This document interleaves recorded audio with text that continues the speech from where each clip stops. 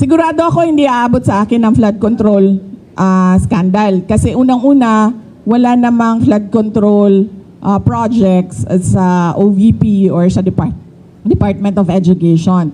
At makakasabi naman talaga ang mga contractors and even si Secretary Bunuan, wala talaga akong at all project dyan sa DPWH. In fact, hindi nga nila masabi ngayon na may insertions ang Vice President kasi wala talaga. Hindi ako sumasali sa ganyan. Kung aabot ba sa akin, sa tingin ko aabot siya kasi kaalyado kami. Sa tingin ko ililink nila, sa tingin ko susubukan nila na paabutin sa akin dahil sa kaalyado ni dating Pangulong Rodrigo Duterte, si Senator Bongo.